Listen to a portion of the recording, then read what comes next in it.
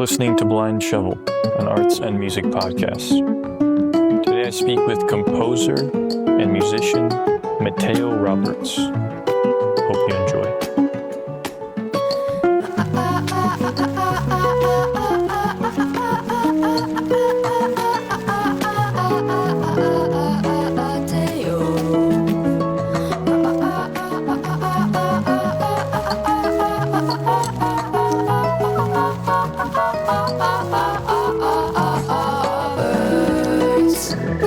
Where are you at?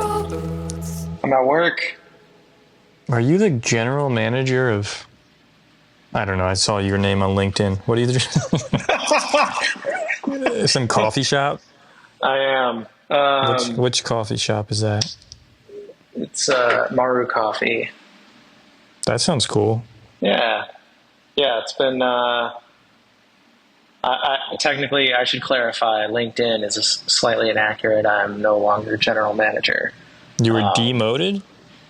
Side-moded? Lateral-moded? That's very California.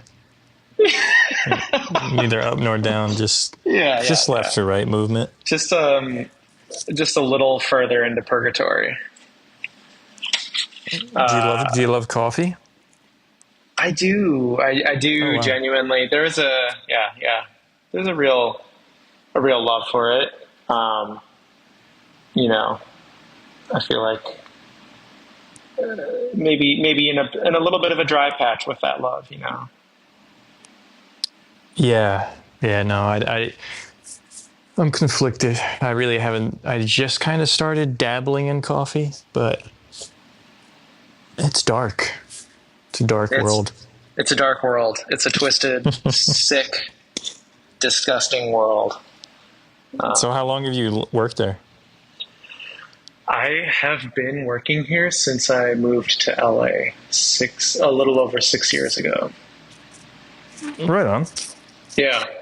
I mean, it's a classic, artist, musician occupation. Totally.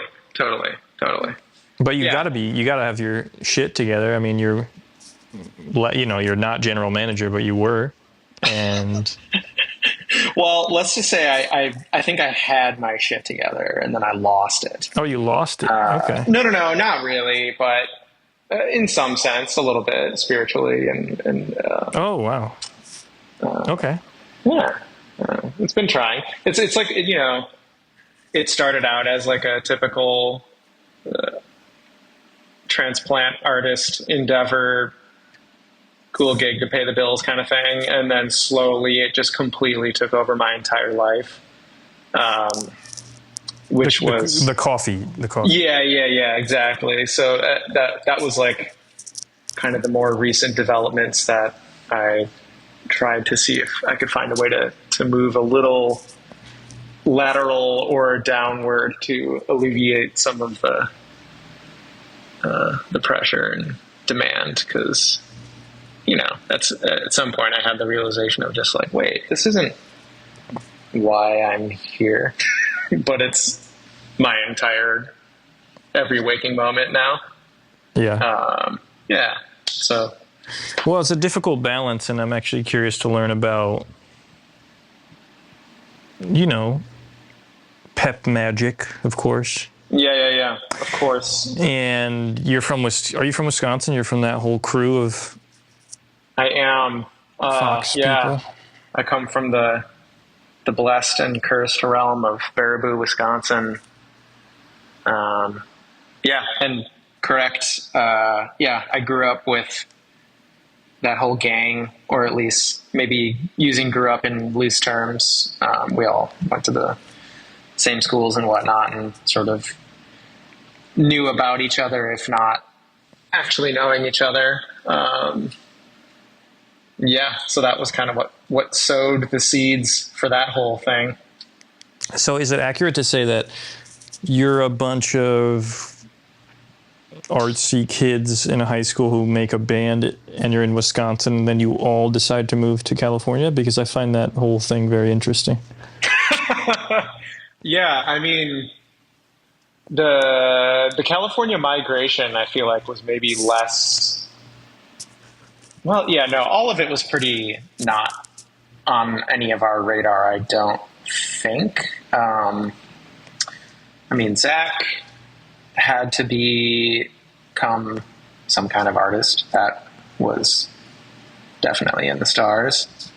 I would probably say the same about Monica, but a lot of it was unexpected. And then the turn post Phox to all of us like very slowly migrating to California over the course of 5 or 6 years is probably equally, I don't know. I mean, I guess unexpected and strange that most of us are out here now, but also, like, what are you really going to do? Is just stay in Wisconsin forever? Why are you saying that they were fated for that, but you weren't, or you don't feel that way? Well, yeah. I mean, I think like creative endeavor has been like spottier in my life than, someone like, the other half of Pet Magic, Zach, is like, he's been writing or making films basically since elementary school, and making music, and it's, more or less a part of every waking moment for him in some way. Whereas I'm a little more on and off with it. Let's see, what were my aspirations? Yeah. Yeah. I think go ahead. No, I mean, I'm just trying to, everyone comes in different shapes and sizes and finds fulfillment in different areas, whether by a choice or by necessity, I find. I, for one, feel that I need to do kind of divergent tasks that relate, but I'm certainly not an individual who does one thing really, really well. And maybe that's what you're pointing out potentially about them, that they are more maybe focused in some sense. I'm not saying that in a positive or negative way, even though it's clearly a positive, honestly, as I say it. Even in respect to myself, I think, there's this idea of the fox and the hedgehog.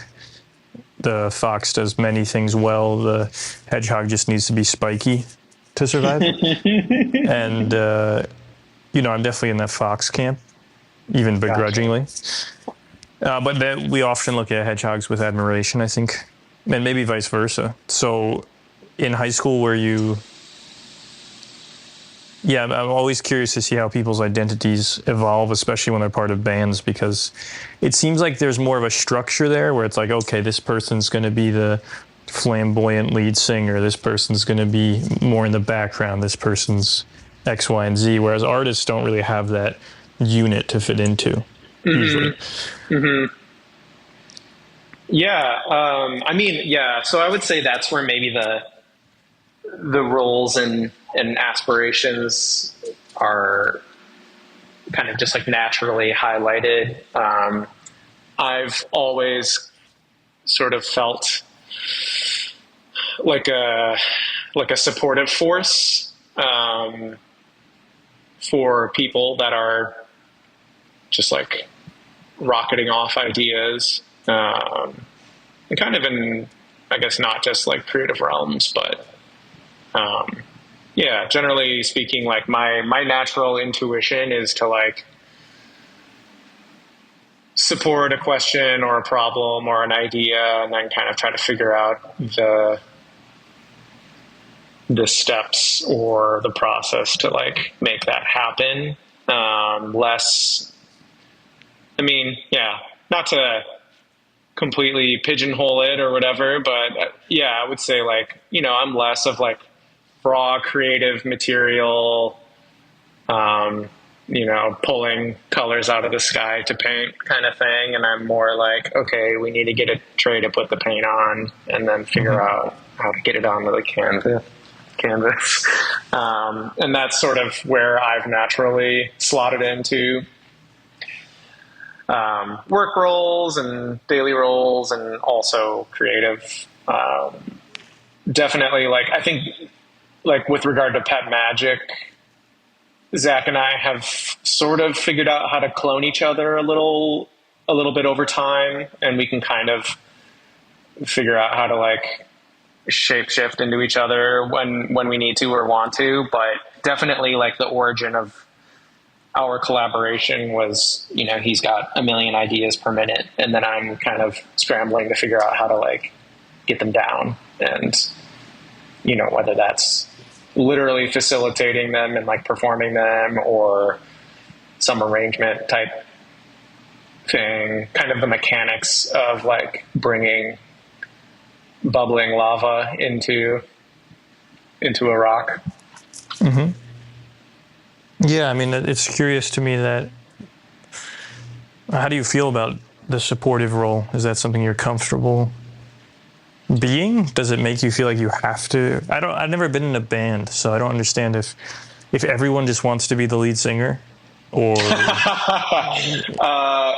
lead guitarists always want to be the lead singer, okay. regardless of whether or not there is a lead singer. No, I don't know. I mean, that is like kind of a funny stereotype that sort of pans out most of the time. Yeah, and then, like, I mean, honestly, another kind of stereotype I feel like with band archetypes is that usually, like, keyboard players, such as myself, and then, like, drummers tend to fall into more, like, facilitaty, producery, a little more in the backdrop, making things happen. General manager. Yeah.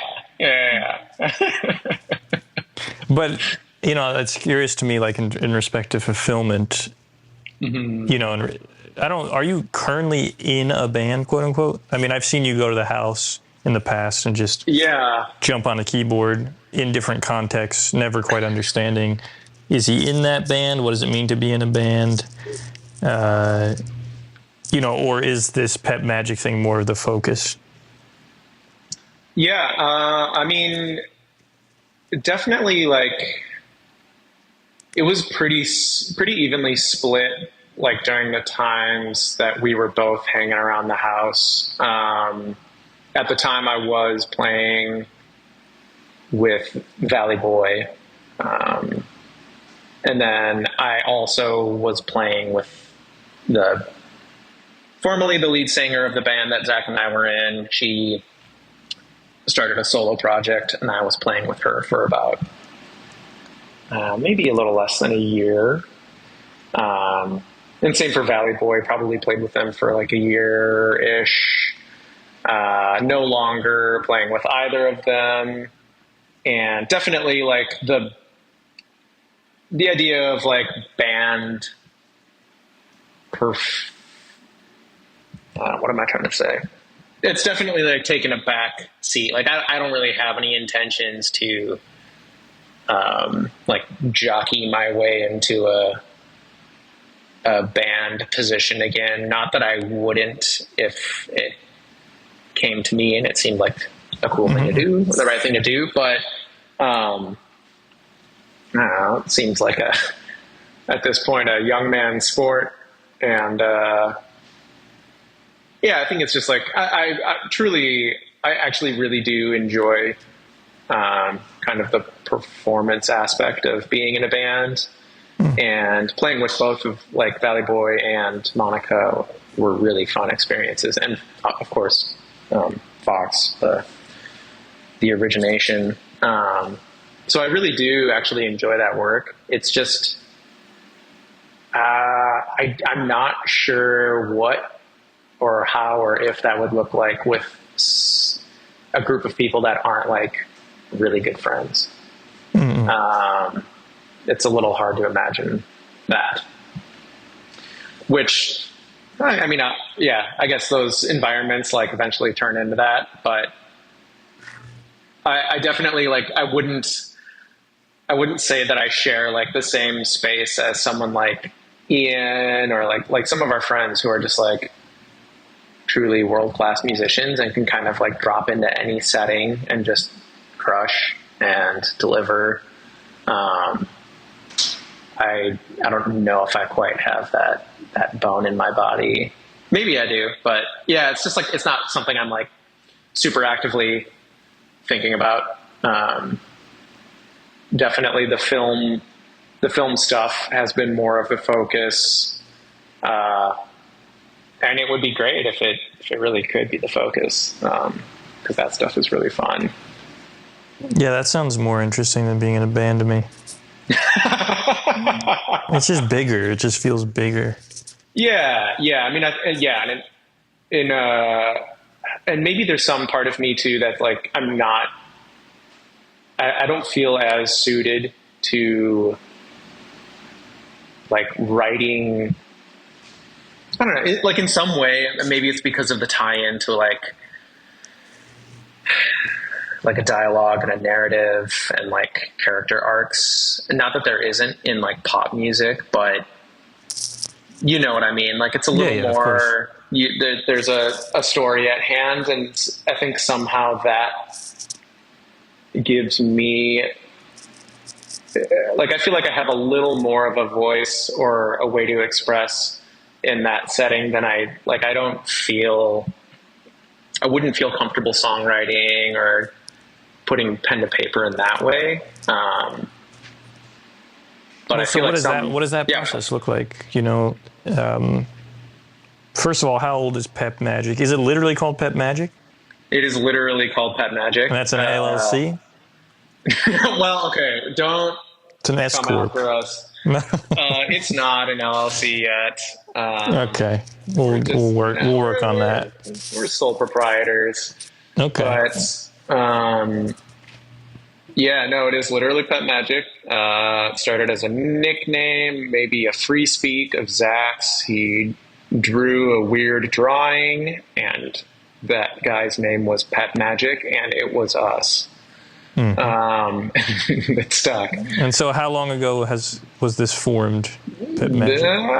Let's see. It would have been, I think it was 2012.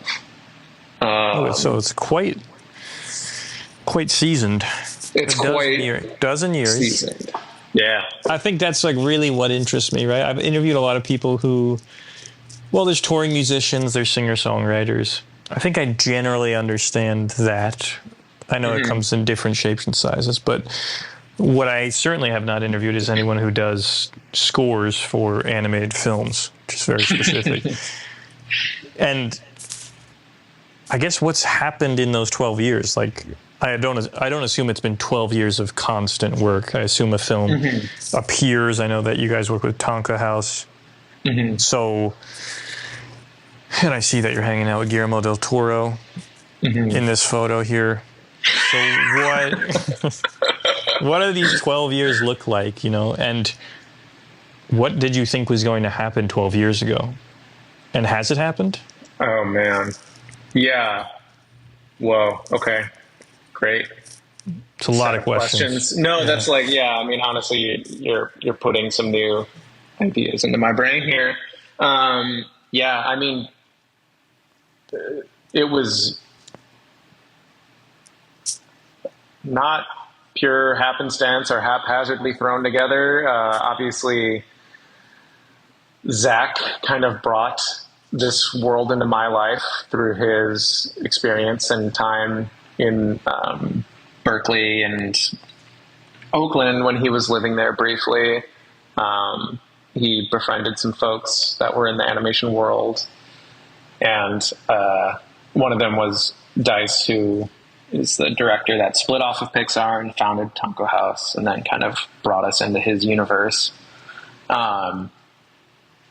So not like totally random, but also I think it would be fair to say that I don't know if either of us would have really seen this like in the cards at that time, that we'd be creating music for a bunch of animated film.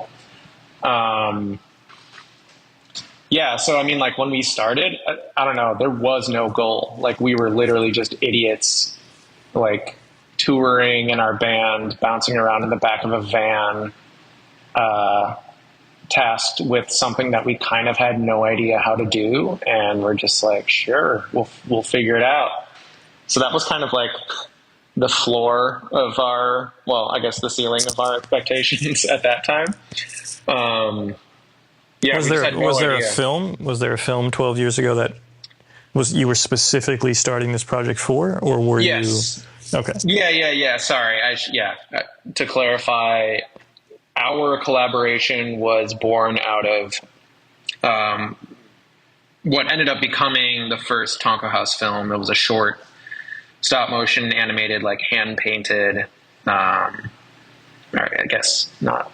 Stop motion would be the wrong way to describe it, but it's like a low frame rate, hand painted, frame by frame painted, I should say, short film that at the time was being produced on like a special kind of incubator program at Pixar, but throughout the project they ended up leaving Pixar and then kind of independently finishing it off.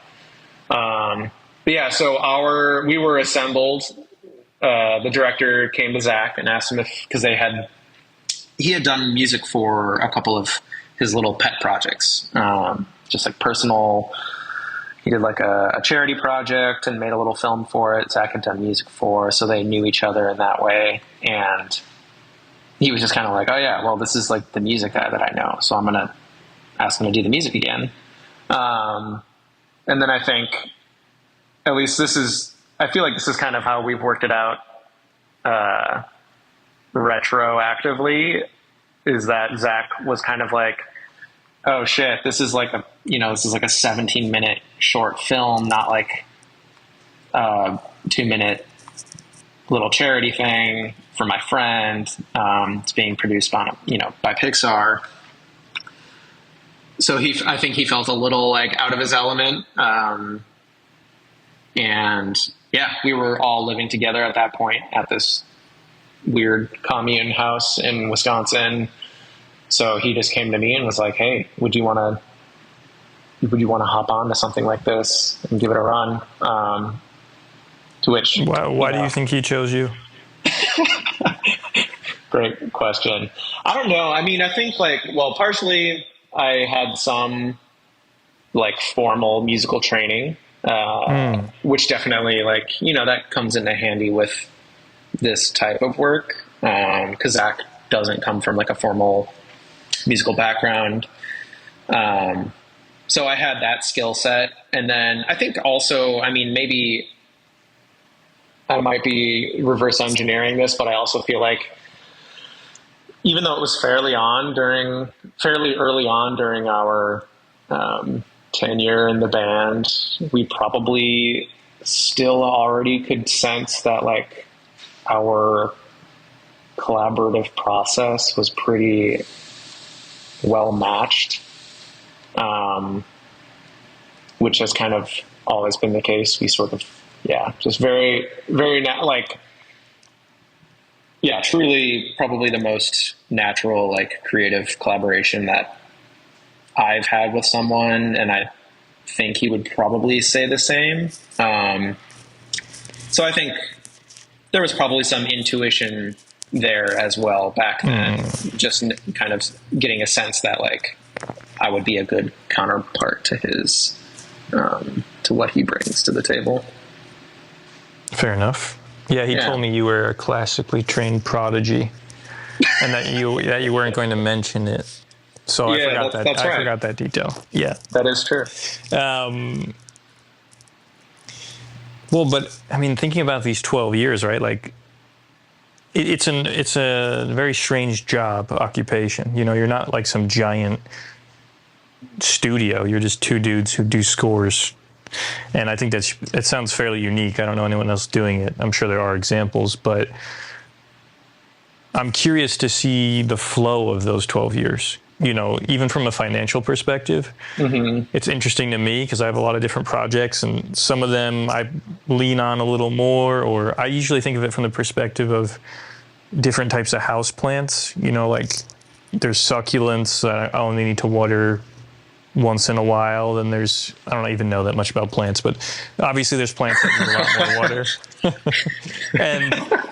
and each project needs a different type of attention. And again, out of necessity, sometimes one project needs to bring you more money, so you're going to lean on that a bit more. But like, I'm curious to understand the strategy of those 12 years. If you guys went all in on that, or if it's kind of been kind of like on the side, and then it comes in and out of your vision depending on if another animated film comes across your desk, or are you actively pursuing other animation studios, etc.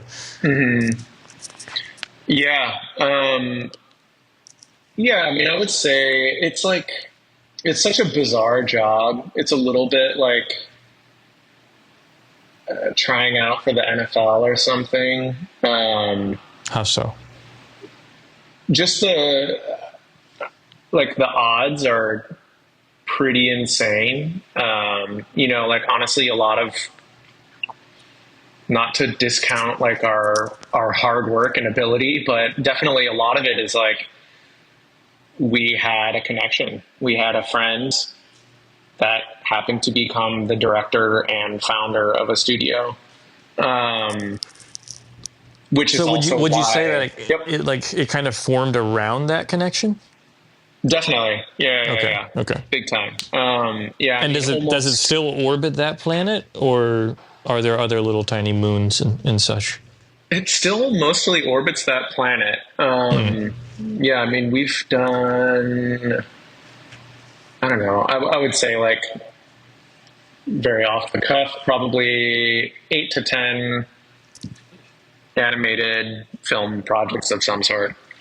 And technically, let's see. I mean, I think only literally one project has been not affiliated with that studio. Yeah, so it definitely like has a strong gravitational pull.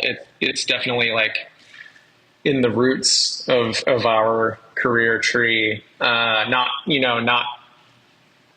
necessarily because that's how we demanded or wanted it to be. It's just, I think so much of this industry, or like this role in this industry, is kind of working with people that you know, and they're kind of the guys that we know. Right. I mean, this is the argument I would still make for regionalism, or for going to the city where you want to do the work you want to do. Mm-hmm. Despite the world being quote unquote global, sure. There's nothing like human to human interaction, especially when the person's actually nice. And people take for granted how important that is over the course of decades. If you're like a decent person for over a decade and you're hardworking and you're doing the thing you like, you'll probably get somewhere related to mm-hmm. it. You're not going to be loaded, but mm-hmm. it's interesting to, so it sounds like this, I have a couple projects that I'm thinking about that kind of feel this way, where even the project itself seems pretty tied to one other entity. So it sounds like mm-hmm. Tonko House and Pet Magic are somewhat conjoined. Mm-hmm. But is that a thing, like, are you trying to move beyond that, or are you happy to let that just be that for now? Yeah, that's a really good question. I feel like we've sort of been like at that crossroad since our previous major project with them. Was that Oni? Yes. Yeah, exactly. Okay. Which, I mean, it was the biggest, craziest, best and most painful thing we've worked on, which I guess that's probably typical. Would you say, are you saying that for both of you, in all of your creative endeavors, would that be true for both of you? I feel like it would be, yeah. Yeah. And why, yeah. How long did it take? How long is the film, et cetera?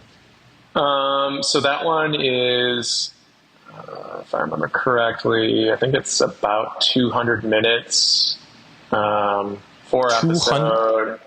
200 minutes? Yeah. Jesus. Yeah, so it's about, it's close to being like almost 2 feature films in length. it was a mini series with four 45-minute episodes, I believe. So it was pretty massive, and it definitely, like everything that we had worked on prior to that was much smaller in length and scale and budget and moving parts and all that stuff. So it was like, yeah, truly the most, like comparatively gargantuan. And we were on the project since pre-production, like early pre-production. And I think, by the time we wrapped, we were probably on it, not full time the whole time, of course, but like on and off. It had to have been 2 years, or maybe, I think it was about 2 years, maybe a little longer even. And it was, I think we were going full bore for about, I want to say about a year to a year and a half of that, where we were, meeting up after our day jobs, meeting up on the weekend, putting in pretty heavy hours, consistently for at least a year, and then on and off for probably the year prior to that. Well, that's an important detail. So both of you worked your jobs and then also did this on top. Yeah, totally. That's I just sort like of the financial reality of a project like that. And LA, yeah. Yeah, that's it. I just think it's important to highlight some of the realities of shit like that, Mm-hmm. I think just from a place of expectations for younger artists or musicians, it's important to understand. And not that it's necessarily a bad thing. I think it actually keeps people grounded often. Mm-hmm. But, you have less time to do a thing. So there's a trade-off there. Yeah, but definitely. I am curious to understand the process of these 2 years making a score, and also just what makes your scores worthy or of note. Like what, because it's less grotesque than pop music. Like it's a little easier to say, this band is known or good because of this, but scores are far more subtle, and unless you're that Gorgensen Ludwig, whatever, I don't know what's his name. But yeah. Like, I just think of The Mandalorian, and I think of how much I actually dislike the score to The Mandalorian. Don't tell and me that. it's so present. That's what's interesting to me about it, which you could say is good, but I feel like I know he's there, which I don't like. I know he's doing it, and I know it's him. It's very weird. I don't think that's what the score should necessarily be, but I'll take that up with him next time I cross his path. Yeah. I want, fists out. No, I mean, that show, I just love Boba Fett. And was it Boba Fett? Or, I think it was probably both. But anyway, I'm just getting tangential. Yeah. But the reason I'm mentioning it is I'm just curious, like, what, to you guys, what is a good score? You don't have to speak for Zach, but what are you even trying to do? Like, are you trying to innovate? Or are you just simply trying to complement the thing that's there? Is it like other things you've mentioned? It's interesting. There's this theme of support that seems to run through your life in some sense, that, like, it's not like you're trying to be right there in the middle, but you are excellent at the accompanying action. Yeah. What are we trying to do with it? I think like a good score, it can go a few different ways. I guess what kind of makes, I think, what we do unique is that our score is informed maybe by pop. It has some qualities from pop music that carry over, like structure wise, and then we just kind of our natural tendency is to do like very melodic driven music for film, which isn't necessarily on trend or, yeah, I mean, I feel like in the last, I don't know, 15 years, there's definitely been a push to more ambient, atmospheric, environmental music, which I think is really good. I love that shit. But definitely like our, I don't know, calling card might be crude or grotesque, but yeah, I mean, we just our natural sort of where we flourish is like really melody driven music for film. And it's not necessarily like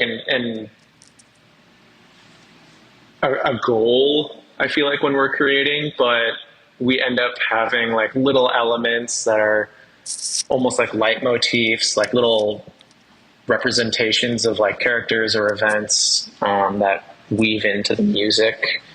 And yeah, I feel like there just like isn't a ton of that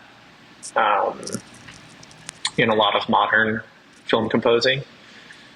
But that's just like what comes to us naturally, and what feels good for us and is really fun to do is working on these melodies, maybe in like a more grandiose and kind of patient format than just like a rock band or something.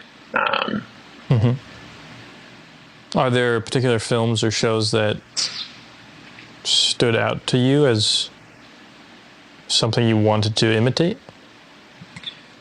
Yeah. For me personally, I always think of like these are the two that at least first come to mind.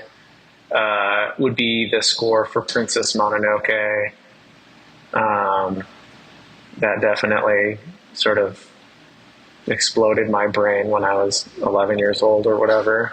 And then maybe a more recent, it's really not even recent anymore. God, it was 20 years ago. Would be the score for Lost. The TV show? Yeah, by Michael Giacchino. I never watched it because I turned it on once and there was like this tornado of black particulates and it was poorly done, and I was like, I'm never watching this show. I think what is that thing? That's totally fair. It's the smoke monster, bro. It's the smoke monster. Yeah, I'm out. I was just out.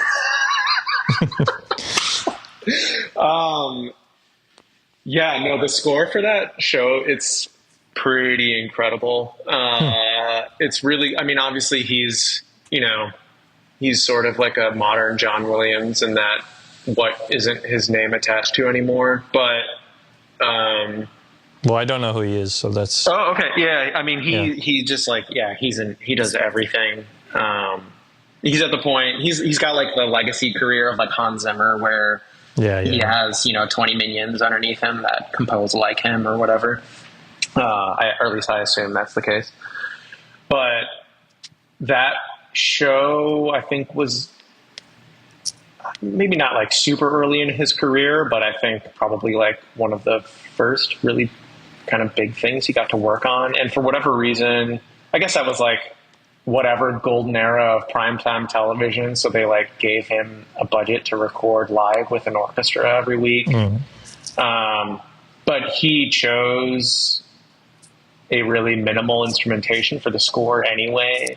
So it's like a small string section, a harp, and then like occasionally a piano, maybe like brass in a couple intense moments, but very, very, very like intentionally small, and heavily featuring harp, which was kind of unusual to me. Because it's a dream. Because the whole show's a dream. Because it's all a dream, man. You just wake up and you're in heaven or whatever. So it's in the score. It's in the score. Should have known. They buried the lead. I really don't know the It's a dream, I'm pretty sure. But I take every opportunity I can to talk about Miyazaki on the podcast. Do you think that's the best score of a Miyazaki film? I don't even think it is. It's just the one that's kind of the most in my heart. It's also the first Miyazaki film that I ever saw. Same. So, I mean, it's also just the best Miyazaki film. It's so good. It's so good. It's the gift that keeps on giving. But to totally contradict what I said earlier, Nausicaa is actually fantastic in its weird, hyper-present 80s funky music. I find that. I don't even consider that as, like, I don't know. For me, a score is different than a soundtrack. I don't know if this is a technical delineation, but there's things in Nausicaa that are just like songs that are kind of crazy. Scores feel like more subterranean. You know, like I actually don't like. I'm pretty critical of The Boy and the Heron, and I was just like, this. One of the things there's many things I actually don't like about the film, but I really didn't think the score was good. But then I read about how it was like supposed to be low key, and I don't even know I can't remember it, and I don't know.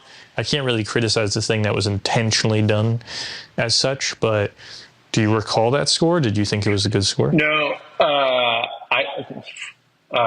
calling myself out, I still have not seen The Boy and the Heron. Oh, okay. So I can't comment, but I do remember Zach saying that it was in his description, Joe Hisaishi composing in the least Joe Hisaishi way or something like that.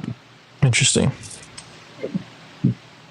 Maybe because the association with him is usually like fairly grandiose, present orchestrations, and it sounds like for that film it was pretty muted or pulled back. Yeah. But yeah. Anyway, I don't want to go too deep in the Miyazaki. I would say I don't qualify as a Miyazaki head. Okay, but fair enough. Definitely, I'm an appreciator, and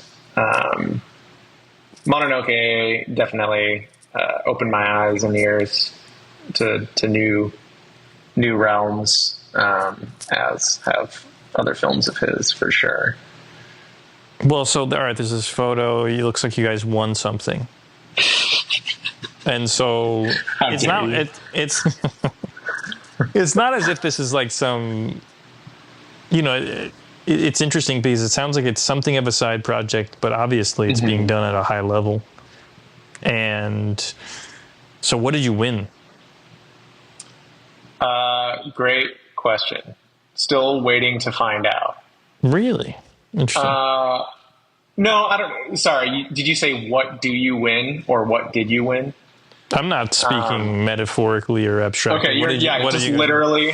Yeah. Well, so I mean, the projects that we've worked on as a whole, like, to be clear, Zach and I have never won an award ourselves for music or mixing or something like that.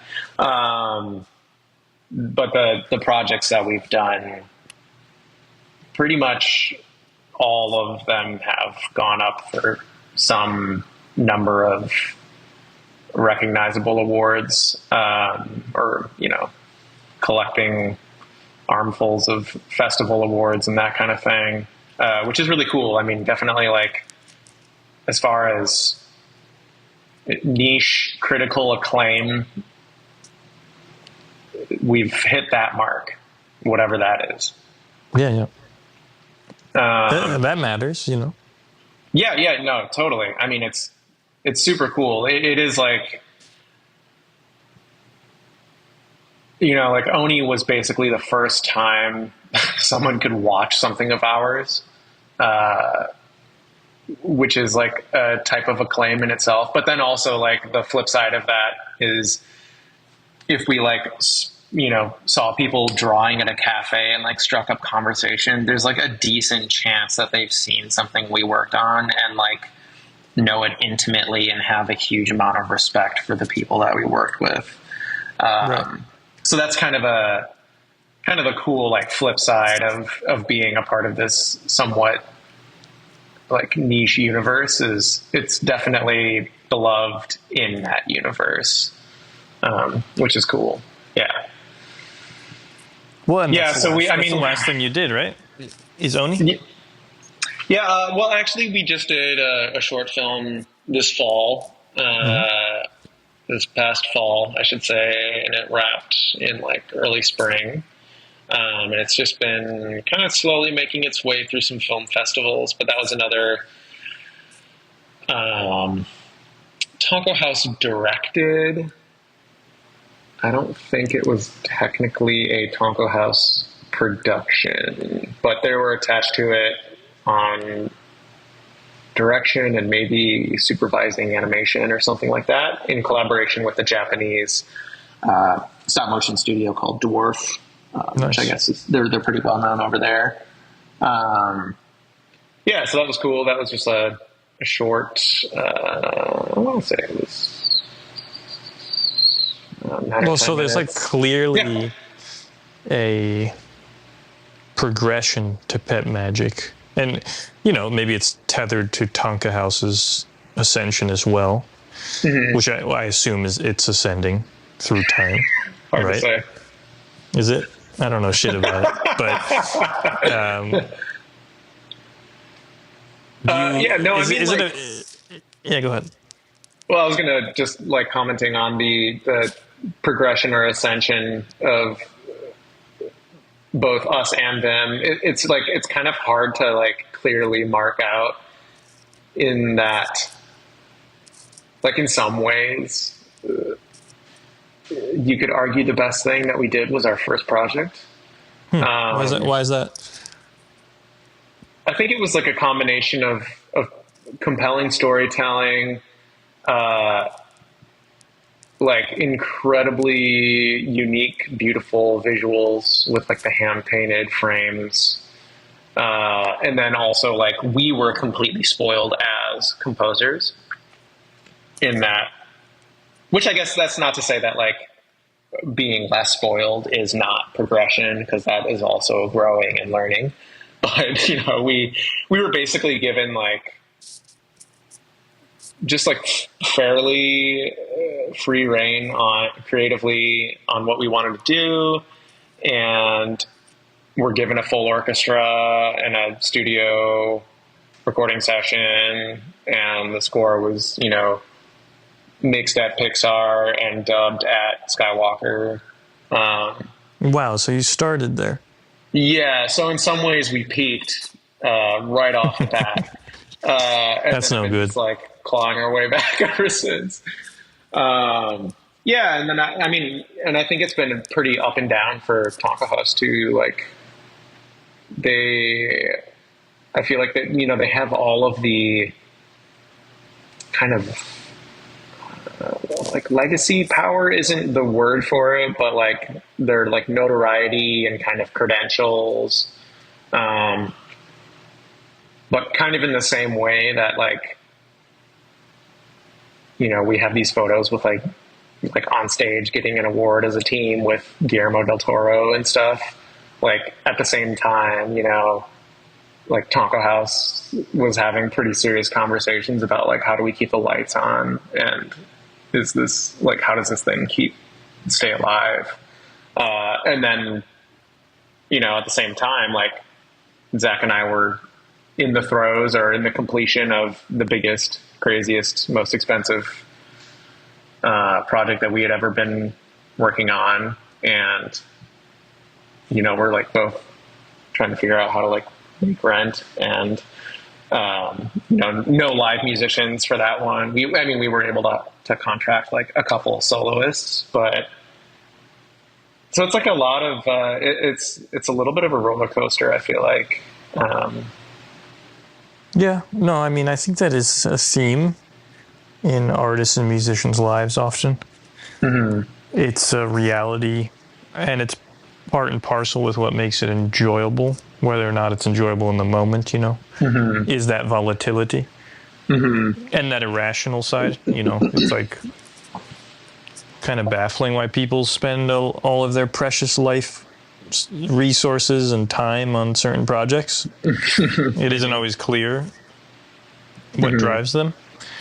So I think it's natural, things come and go. And it's part of what interests me about the project. It's just, it doesn't shock me to hear that it's kind of irregular in its form, because it's at the behest of other, animated films being made and needing the work. It does make me think about, I'm kind of curious what kind of direction you guys receive, when someone's making a score, how, is it like in this scene, the director of the film is saying, I need it to sound like this or that? Or does that vary by project? Yeah, it's varied by project a little bit. Definitely varies by director.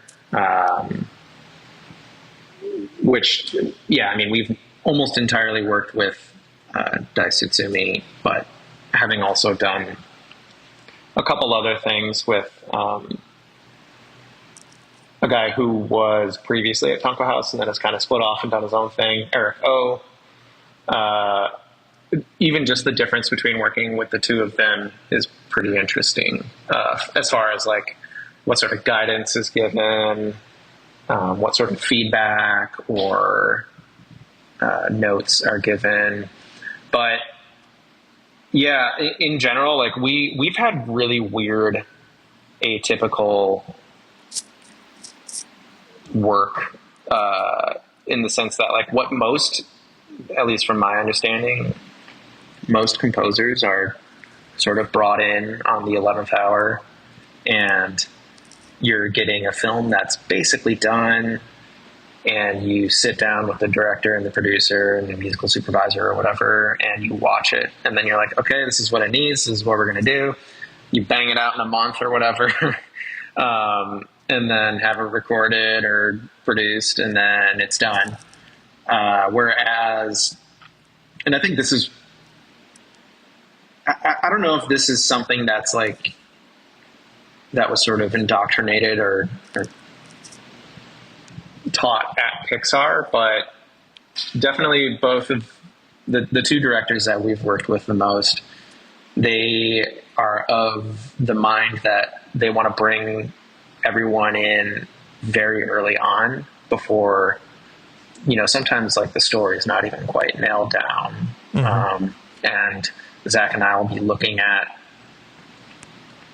like, pretty often we'll be brought onto a project and we'll get a reel that is like one drawing every 6 seconds or 10 seconds. And it's, it's basically a storyboard that's loosely cut into time. And so that's pretty unusual. Like, I think most composers probably never touch that phase. Maybe they're shown something very, very early on just to get some inspiration. But yeah, I think it's way more typical. People come in way later on, and their notes are probably going to be more of the nitty gritty. Because I'm not sure how much exploration you can really do if you're knocking out an hour and a half of music for a feature-length film in 2.5 months or whatever. So in our case, like, the direction, our interaction with the directors has been a lot more give and take, and it can be pretty, like, out there creatively, spiritually, which is cool. There's like, there's a lot more room for exploration than I think is typical. So to the point where, like, sometimes, like, Dice will be asking us about, he'll be like, what do you think about this scene? And not even really, a specific thing about the music or his expectation for music. But then it can also, like, ranging from that to also then having, like, some really specific temp score in place, and it's just like, it needs to hit this mark somehow. and getting way more specific on that direction. But yeah, I don't know. My 10-minute non-answer is that it's kind of interesting. I mean, we haven't really worked with or on a typical film production, but yeah, we get to have this whole like weird kind of blank canvas for the, first third of the project or half of the project that isn't really normal, in which we get to push back in ways that wouldn't normally probably be acceptable. And likewise, we can get a little more out there with the director and the story, to the point where like we've worked on there have been instances where like scenes were changed because of how the music was fitting early on in the development of the film, even though they maybe had a different plan for the animation or whatever, or the sequence. Mm-hmm. So it's very like, yeah, it's kind of cool. I mean, it makes at least like the creative aspect of it like pretty rich. Oh yeah, it sounds much more holistic than what I imagined. Mm-hmm. Obviously, there's a level of trust there. Mm-hmm. Yeah.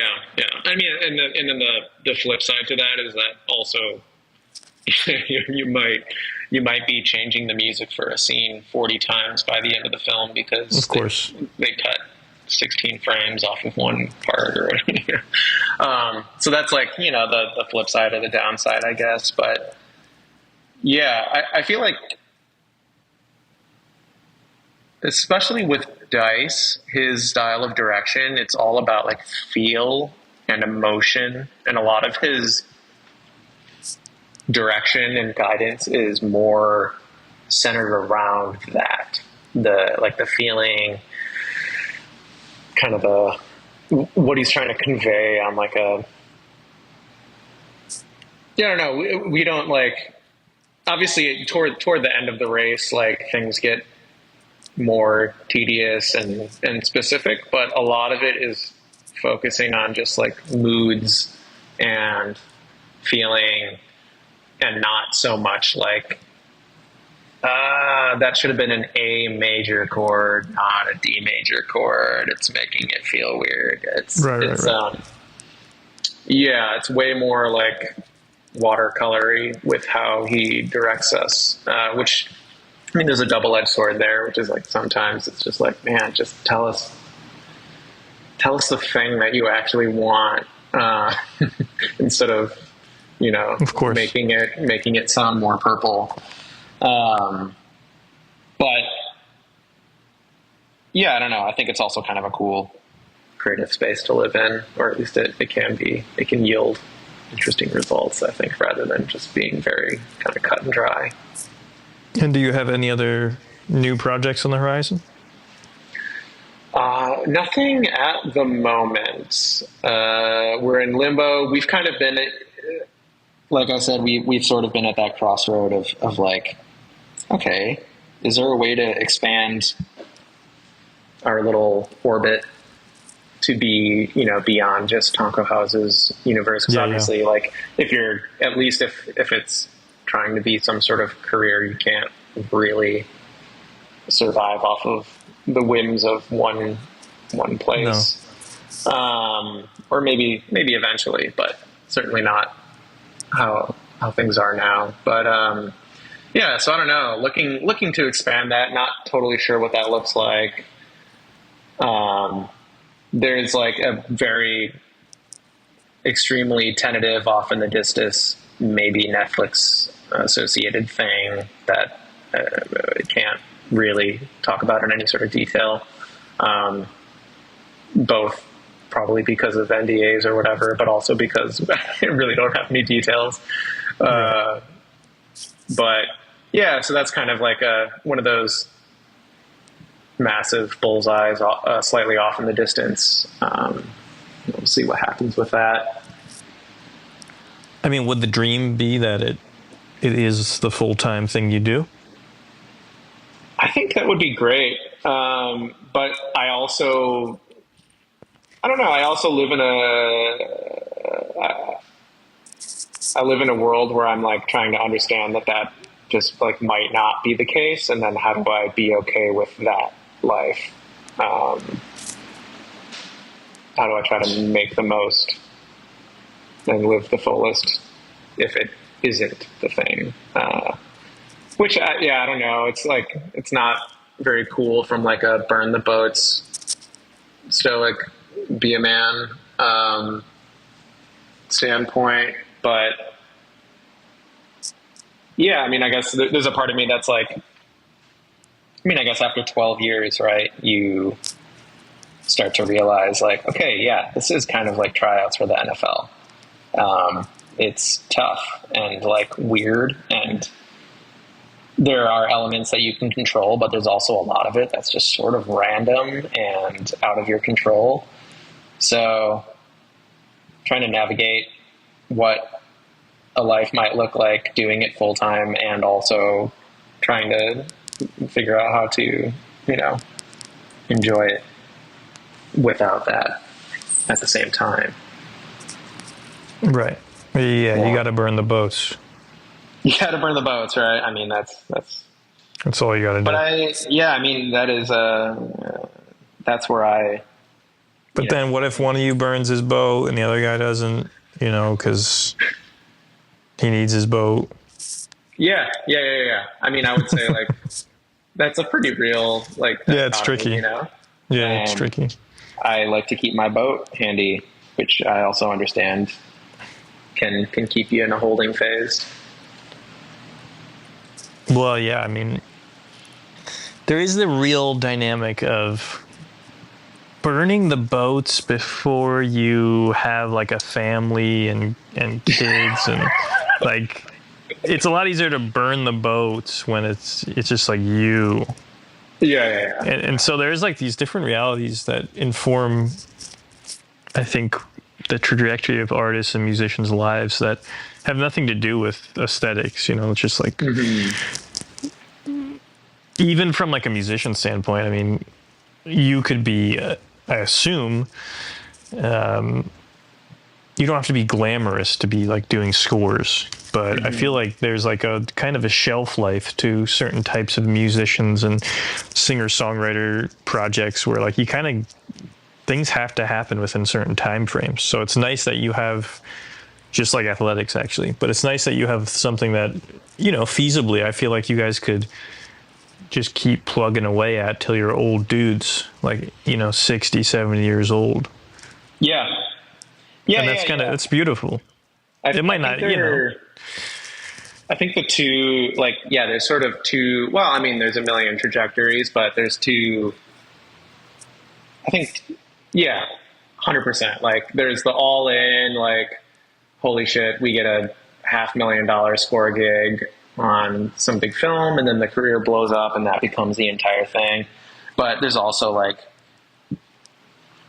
kind of an equally interesting and cool reality where it's like, maybe we do just like assemble every couple of years and like do some really sick shit and then like settle back into our things. And that's also like probably a more sustainable, long plan thing. But yeah, it is cool that like, I feel like film score specifically, I mean, I guess there's other creative endeavors too, but it doesn't really rely on like some sort of weird rock star powered, flavor of the month kind of thing. That you can just be some like sick 75-year-old dude that like is still recording weird flutes in his cabin or whatever, for some cool movie.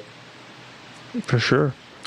I mean, I feel I would love to give advice or some, I don't know, learned lesson from this whole thing, but like how you can become a score composer for animated films. There doesn't seem to be much, except that you should be cool and nice, and you might meet someone who gives you a job.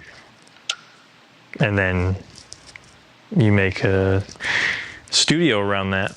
I don't know if you run a studio, but you know what I mean? Like, it's interesting. Yeah. Some people's careers and lives are very circuitous, and some are very, like, just very literally down the line. You know, it's just got that degree, been doing this since I was 2 years old. This is what I do now, and I'm going to keep doing it. And that's, like, you know, it's not the most interesting story, but there is something very fascinating about the way this whole thing came together for you. Yeah, I agree. Yeah, I mean, it's all strange and mysterious, and yeah, definitely not. I don't know, like in a wonderful way. I don't think it's like necessarily anything either of us or any of us would have expected or like been on the lookout for, which is cool. Well, it informed me. It explains it to me a lot. I've always wondered what the hell's going on here. So now you know. Now I know. I hope it keeps happening for you guys. It sounds like if people want to understand what you guys do best, they should watch that TV show Oni, or whatever you call it. Is it a TV show or a long film? Yeah, it's a show. I think the original series, I think, is what they... Are you allowed to say if it's good or not? Yeah. Yeah, it's good? I think it's fine. Oh, okay. Yeah. I'm curious to watch it and understand what you're doing well. Yeah, thanks. Yeah, let us know. 'Cause sometimes it's hard to know. Yeah, watch it. It's out there. It is truly, like, I mean, for whatever it's worth, it is cool to have something that's like in a place where we can tell our friends and family or whatever, like, oh yeah, we did work on that. Just because our work has existed only in pretty niche settings prior to that. So yeah, so if that's one of your Horcruxes, what else? Where else can people experience your, you know, unfiltered self? Oh boy, yeah. I mean, we also have a short film that's still on HBO Max. Who's we? What do you mean? So Zach and I, that we scored. Oh yeah, what's that called? Namoo, Namoo. That is the one project we did outside of Tonko House. Oni. Do you consider? Is there a particular song? Where else can people experience you?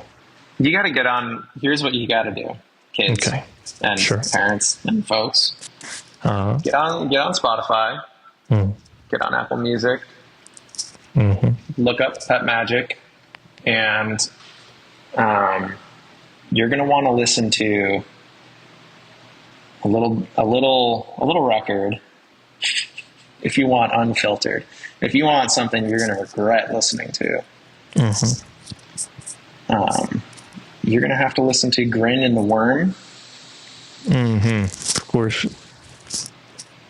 But I mean, obviously, all of our stuff is on there. There's also some cool. There's like, yeah, okay. This is a nice little segue.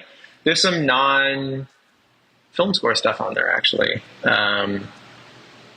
So Grin and the Worm is one. It's inspired by drawings by our dear friend Jesse Ballmer and his little weird world of goblins. But we also have some singles and stuff that we've put out of kind of cool ambient-y music that we've sort of gathered over the years and didn't really have a place for it, whether it was like something we sketched up for a film and just didn't go anywhere. So we've been kind of slowly leaking out stuff through Spotify and that world. So yeah, you can listen to some stuff that's not film animation related, and you know, has a different expression from us, I think, kind of using some different tools. Okay. Yeah.